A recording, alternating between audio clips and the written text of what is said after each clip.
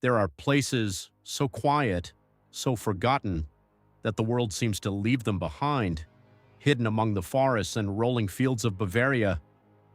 There was once a farm, small, remote, almost invisible, its name Hinterkaifeck. Today, nothing remains, no farmhouse, no barn, no family, only empty land, and one of history's most disturbing unsolved murder mysteries, even after more than a century. No one knows exactly who committed the murders, no one knows why, and perhaps most unsettling of all, evidence suggests the killer never truly left. This is the story of Hinterkaifeck. Spring 1922. The Weimar Republic was struggling to rebuild after the devastation of the First World War. Across rural Bavaria, life changed slowly. Electricity was rare, roads were rough. Neighbors often lived miles apart. Most families survived through farming, long days, hard labor, isolation. Hinterkaifeck stood roughly 70 kilometers north of Munich. The farm sat alone, separated from nearby villages by fields, woodlands, and narrow dirt paths. If something terrible happened here, no one would hear. The Gruber family had lived on the property for years. At its head was Andreas Gruber, 63 years old, a hardened farmer, tall, weathered, broad-shouldered from decades of physical work. His hands carried the scars of countless seasons.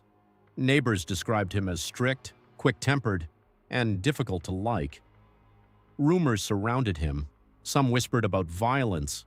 Others spoke of darker accusations that stained the family's reputation. Whether every rumor was true, no one could say. But few people considered the Grubers an ordinary family. Living beside Andreas was his wife, Cazilia Gruber, 72, older than most women still working a farm, yet she remained active, quiet, reserved. Her life revolved around daily chores, cooking, cleaning, and helping maintain the isolated property. Also living there, their widowed daughter, Victoria Gabriel, 35 years old. Her husband, Karl Gabriel, had officially been declared dead after serving during the First World War. Whether he truly died or disappeared forever would later become one of the many mysteries surrounding Hinterkaifeck. Victoria was known throughout nearby villages. Some remembered her kindness. Others remembered the constant gossip. She carried herself with determination, working the farm alongside her parents, trying to raise two young children despite the endless whispers surrounding the family. Her daughter, little Cazilia Gabriel, was just 7 years old, bright, curious, often seen walking beside her mother through the fields, too young. To understand the bitterness that surrounded the adults, the youngest child, Joseph, only 2 years old, a cheerful toddler whose true paternity became the subject of endless speculation. No accusation was ever proven, but rumors followed the family everywhere.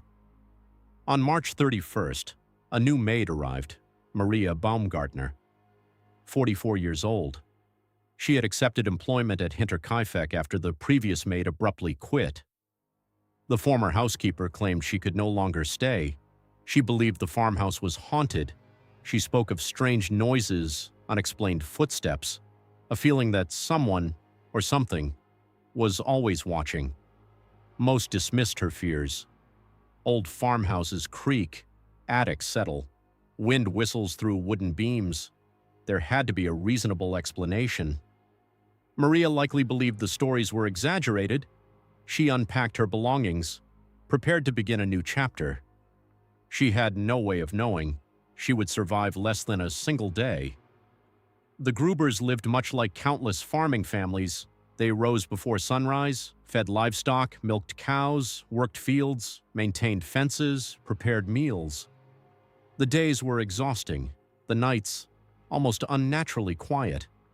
There were no streetlights, no passing cars, only darkness and silence. But in the weeks before the murders, that silence began to change. It started with footprints. One morning, Andreas Gruber noticed something unusual in the snow, a single set of footprints, leading from the nearby forest toward the farmhouse, nothing remarkable, until he looked for the return trail. There wasn't one. The track simply ended. Whoever had walked to Hinterkaifeck had never walked away. Andreas searched the surrounding area. Nothing, no explanation, no neighbors reported visiting, no travelers had passed through. The footprints remained. An unanswered question. Days later, something else happened.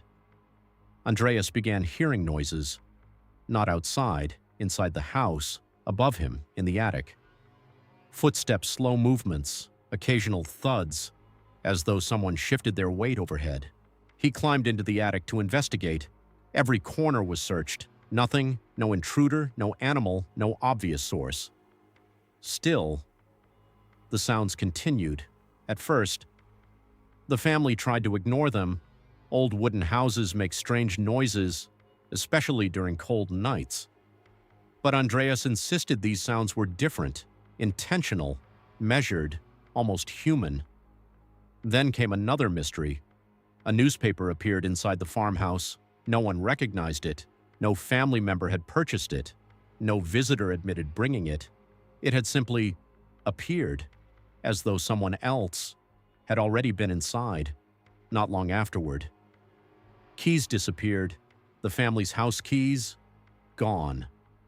Searching the farmhouse revealed nothing. Locks suddenly felt less secure. Andreas reportedly believed someone possessed another way into the house. He even discovered signs suggesting a stranger had used one of the farm's outbuildings. Again, no culprit was found. No valuables had been stolen. Nothing seemed disturbed, only small, unsettling clues. Each one easy to dismiss on its own. Together, they painted a far darker picture. The previous maid had warned about strange happenings. Now, the family was experiencing them firsthand, yet no one left. Life on a remote farm offered few alternatives. Work had to continue. Animals still needed feeding. Fields still demanded attention. Whatever frightened them, they lived beside it, every day, every night. Looking back now, those strange events seem impossible to ignore. Footprints, no return trail, unexplained sounds, missing keys, a mysterious newspaper, signs that someone may already have been living among them without ever being seen. Were these merely unrelated coincidences, or were they the first quiet footsteps of a killer preparing to strike? The answer would arrive. On the night of March 31st, 1922, and by sunrise, an entire family would be gone. March 31st, 1922. It began like any other day. The sun rose over the Bavarian countryside. The livestock needed feeding. The cows had to be milked. The fields demanded attention. Nothing appeared unusual. From the outside, Hinterkaifeck looked exactly as it always had, but inside, something was waiting.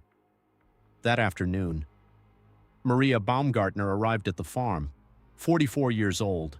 She had accepted the position as the family's new maid. It was her first day. Members of her family later recalled walking her to the property. They watched her disappear into the farmhouse. None of them imagined it would be the last time they would ever see her alive. She unpacked her belongings, prepared for work. Perhaps she noticed the uneasy atmosphere. Perhaps she heard whispers about the strange footprints, the attic noises, the missing keys. No one knows. She never had the chance to tell anyone. Throughout the day, neighbors later reported nothing unusual. No screams, no gunshots, no signs of panic. Only the quiet rhythm of farm life. As evening approached, darkness settled across the countryside. At some point, someone, or something, lured members of the family toward the barn. Investigators believe the victims did not all enter together. Evidence suggested they were called out, one at a time. First, Andreas Gruber, then his wife, Cazilia, then Victoria, finally, little 7-year-old Cazilia. Each entered the barn separately. Each walked into the darkness, never realizing what had happened moments before, never seeing the bodies already lying on the floor, one after another. They were attacked, silently, brutally. The killer had complete control. No one escaped. No one managed to alert the others inside the house. Inside, Maria Baumgartner remained unaware. So did little Joseph, sleeping peacefully in his bed. The murders inside the farmhouse would come later. By dawn, every person living at Hinterkaifeck was dead. But no one knew, not yet. Life outside the farm continued as normal. Children walked to school. Farmers tended their fields. Church bells echoed through nearby villages. Then, Sunday arrived. The Gruber family failed to attend church. For many people, that seemed odd. The family was known to attend regularly. Still, missing one service was not enough to raise immediate alarm. Perhaps someone was ill. Perhaps work on the farm had delayed them. No one rushed to investigate. On Monday, young Cazilia failed to appear at school. Teachers noticed. Classmates asked questions. Again, people assumed there was a reasonable explanation. By Tuesday, the silence surrounding Hinterkaifeck had become impossible to ignore. Mail remained untouched. Smoke no longer rose from the chimney. The family had vanished, without a word, without explanation, without anyone realizing they had already been dead for days. But something else was happening, something investigators would later struggle to understand. The cows were still being fed. Days passed. The farm remained strangely active. Neighbors noticed smoke from the chimney. Animals could still be heard inside the barn. The cattle had not starved. Someone was caring for them. Yet no one had seen a member of the Gruber family. How could that be? Concern slowly spread through the nearby community. A mechanic arrived at the property. He had previously been asked to repair the farm's food chopper. He waited, knocked, called out, no answer. Assuming nobody was home, he eventually left, not realizing he had been standing only a short distance from 6 murder victims. Later, the village postman noticed something similar. Mail remained undelivered. No one collected it. Again, no answer. Still, no one forced their way inside. In rural Bavaria, people respected one another's privacy. Eventually, concern became too great to ignore. On April 4th, several neighbors decided to investigate.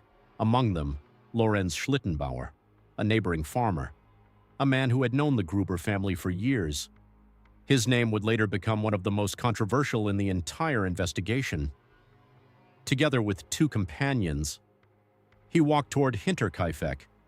The property appeared eerily calm. No voices, no movement, only the sounds of farm animals, waiting, hungry. The group entered the yard. Everything seemed strangely ordinary. Nothing appeared damaged. No obvious signs of struggle. Yet an overwhelming silence hung over the farm. They approached the barn, called out. Still, nothing. As they stepped inside, their eyes adjusted to the darkness. Then, they saw them. 4 bodies, stacked together, partially covered with hay. For a moment, no one moved. No one spoke. The horror was beyond comprehension. Andreas Gruber, dead. Cazilia Gruber, dead. Victoria Gabriel, dead. Little Cazilia, dead. The victims lay close together where they had fallen. Blood stained the barn floor. The realization struck instantly. This was not an accident. It was slaughter. Panic spread through the group. Someone rushed toward the farmhouse. If 4 victims were here, where were Maria and little Joseph? The answer waiting inside would make the nightmare even worse. 1 room at a time. They searched. Then, they found Maria Baumgartner. The new maid had been murdered in her bedroom. She had worked at Hinterkaifeck for less than 24 hours. She never stood a chance. Finally, investigators entered the bedroom where 2-year-old Joseph had been sleeping. He was still in his small bed. The child had also been killed. There were no survivors. 6 lives, erased. Inside one isolated farmhouse, without a single witness, without a single arrest, without a single answer. As news spread across Bavaria, police rushed toward Hinterkaifeck. They expected to investigate an ordinary multiple homicide. Instead, they would uncover details far more disturbing than anyone could have imagined. Because evidence suggested the killer had not fled after the murders, he had stayed, he had lived among the dead, and the investigation was only beginning. By the afternoon of April 4th, 1922, word had spread beyond the nearby villages, a terrible crime, unlike anything Bavaria had ever seen, had been uncovered at Hinterkaifeck. Police officers, doctors, investigators, curious onlookers. They all made the journey to the isolated farm. What they found defied reason. The 4 victims inside the barn had not simply been killed, they had been arranged, lying close together beneath loose hay. Investigators believed the killer had attempted to conceal the bodies, at least partially, not enough to hide them forever, only enough to delay discovery.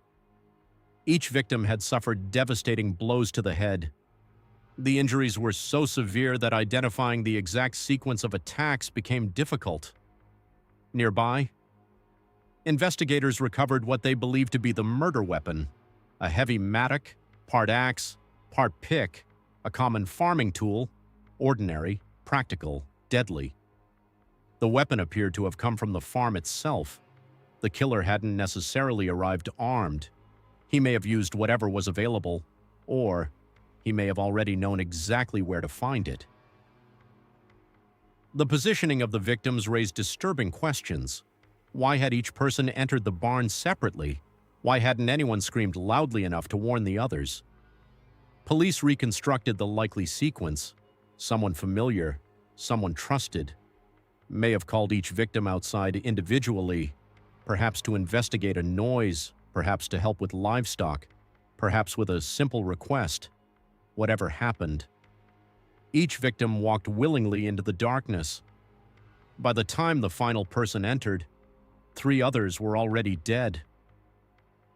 Inside the farmhouse, the horror continued. Maria Baumgartner lay in her small bedroom.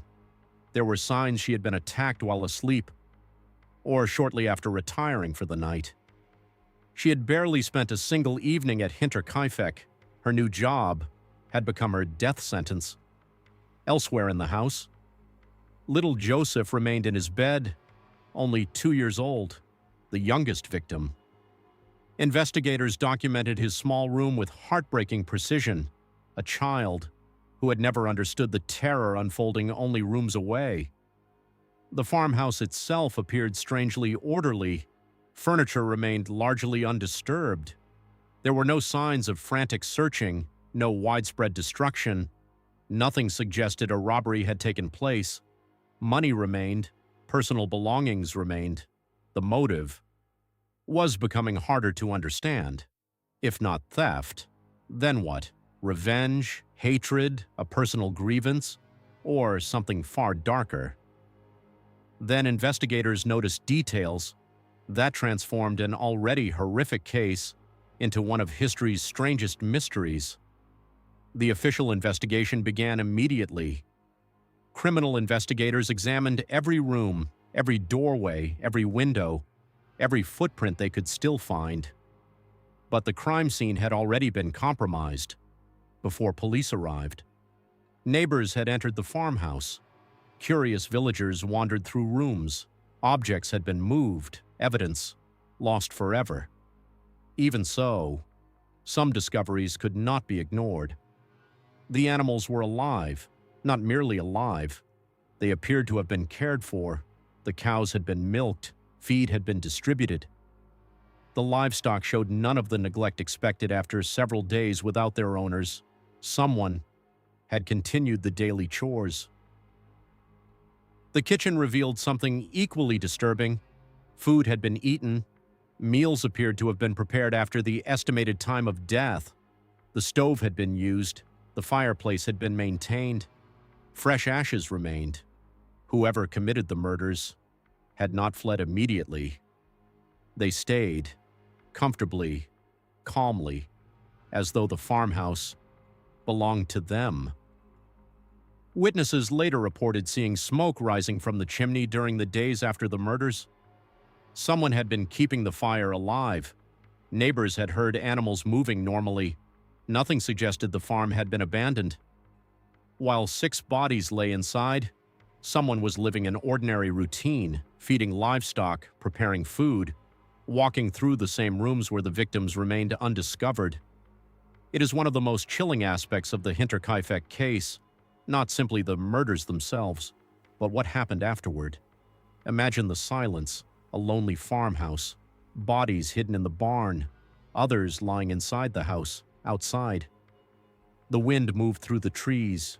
Inside, a lone figure cooked meals, tended animals, and waited for days. Why? Were they hiding, watching the approaching road, searching for something? Or did they simply feel no urgency to leave? Investigators never found the answer. Autopsies were later performed in nearby Munich. Medical examiners confirmed that all 6 victims died from massive head injuries caused by repeated blows from a heavy object. The violence suggested overwhelming force. Medical examiners confirmed that all 6 victims died from massive head injuries caused by repeated blows from a heavy object. The violence suggested overwhelming force. Several victims suffered multiple strikes. The attack had been swift, merciless, and deeply personal. One detail particularly haunted investigators. Evidence indicated that young Cazilia Gabriel had survived the initial attack for a short time. During the examination of her body, officials noted clumps of her own hair caught in her hands. Investigators believed she had torn it out while lying wounded, in pain, and terrified. It was a heartbreaking indication that she may have remained alive for hours before succumbing to her injuries. That single observation has echoed through every retelling of the case for more than a century. Despite extensive questioning, police struggled to establish a clear motive. No valuables had been taken, no obvious enemies confessed. No witness placed a suspicious stranger at the farm during the murders. The isolated location complicated everything. Anyone familiar with the property could have approached unnoticed. Anyone unfamiliar would have risked becoming lost. Investigators were left with a growing list of questions. How had the killer entered? Why remain for days? Why spare valuables? Why lure the victims one by one? Why murder even the smallest child?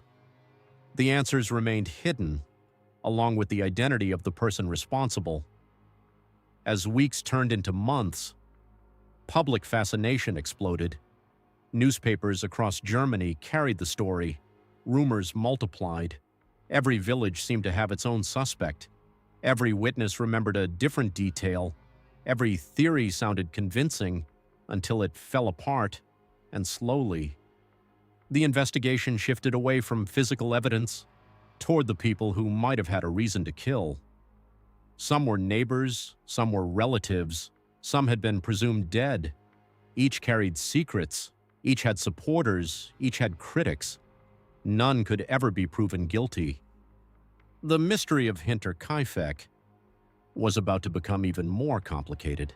As investigators dug deeper into the lives of the Gruber family, one thing became painfully clear. Almost everyone had a theory, but no one had proof. More than 100 years later, the list of suspects remains long. The evidence remains painfully thin. One of the first names to draw attention was Lorenz Schlittenbauer, a neighboring farmer. He had known Victoria Gabriel for years. Some believed the two had once shared a close relationship. There were even rumors that he might have been the father of young Joseph. Those claims were never conclusively proven, but they fueled suspicion almost immediately.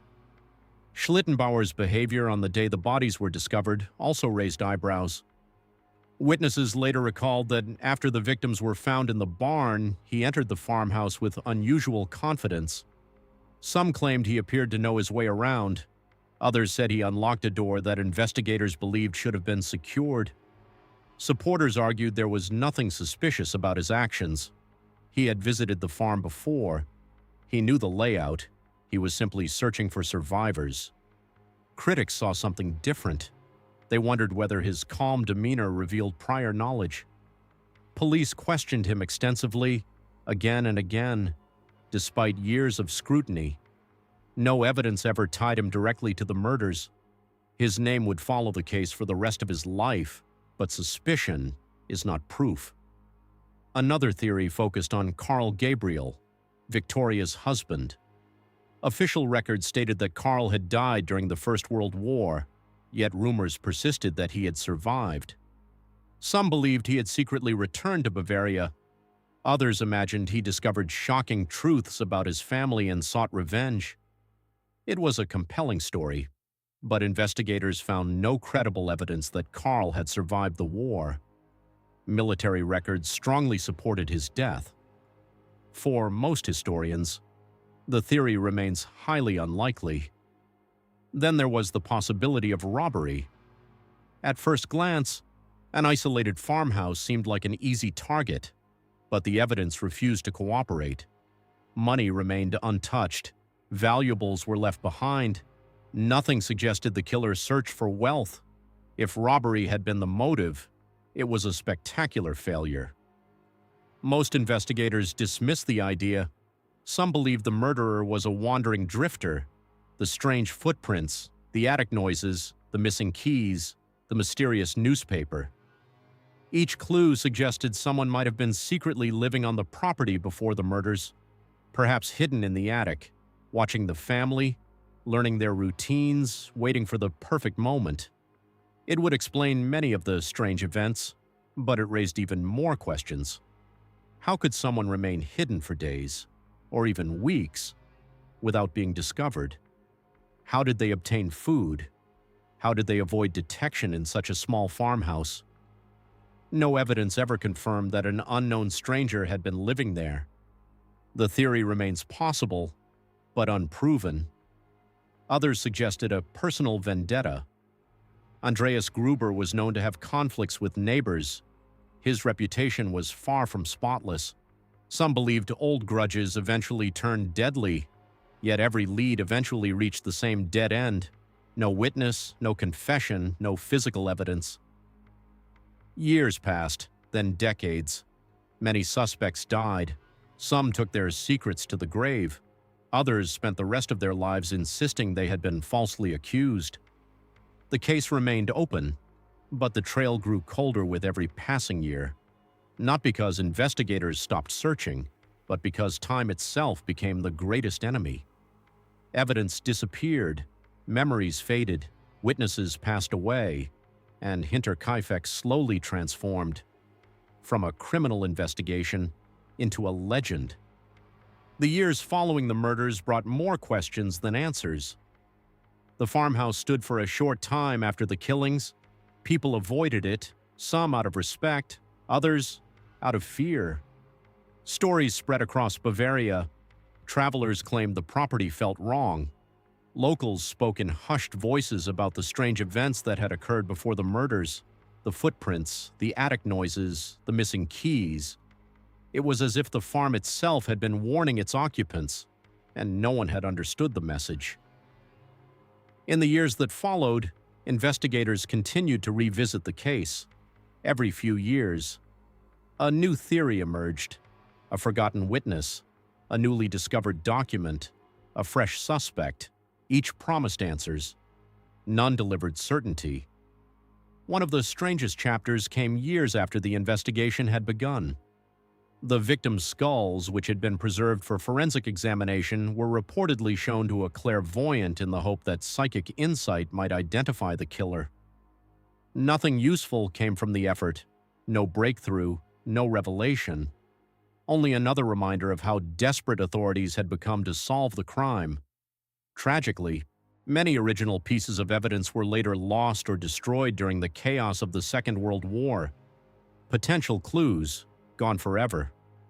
Modern forensic science has transformed countless cold cases. DNA, fingerprint databases, digital reconstruction. But Hinterkaifeck presents a unique challenge. The crime scene no longer exists. Much of the physical evidence has vanished. The people who investigated it and the people who lived through it are long gone.